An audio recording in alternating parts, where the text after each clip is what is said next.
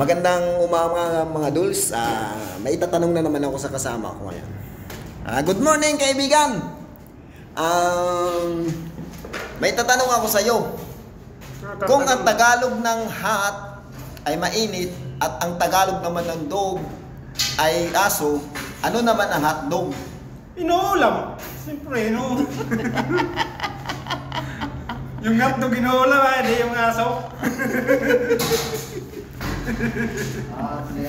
Ulam na ulam. Kada kong tinunto. Dolls, lagi mong tandaan, okay lang ang magkakamali kasi wala namang taong perfecto. Ang hindi maganda, yung wala kang natutunan sa pagkakamali at paulit-ulit mong ginagawa ang mga mali. Ingat lagi. Good morning mga dolls. May itatanong na naman ako sa ating kaibigan. Ito po yung aking kaibigan na pinakamagaling kong kaibigan dito. Good morning kaibigan. May tatanong na naman ako sa iyo. Kung sa English no, sa Tagalog ay wala, at ang katawan naman ay body, ano naman sa Tagalog ang no body? Hindi sayaw.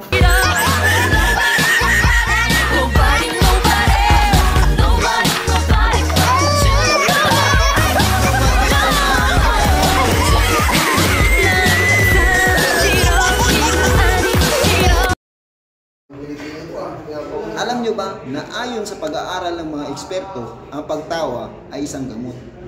Ngunit, ang pagtawa ng walang dahilan ay kailangan ng gamot.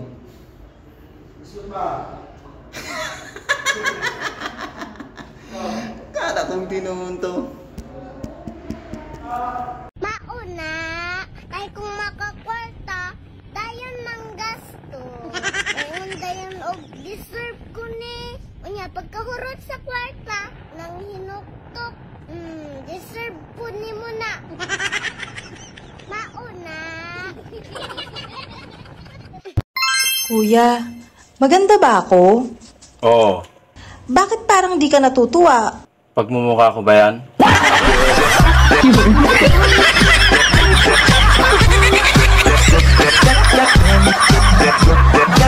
Dolls, alam mo ba, sa yung ganda ako'y natatakot tumingin, baka ako'y magkaroon ng pagtingin at ako'y mahulog sa bangin nang walang sasalo sa akin. Kada akong tinunto. Napansin mo, ang tagal-tagal mong natutulog, nagpupuyat ka. Tapos ang aga-aga mo namang iniwan.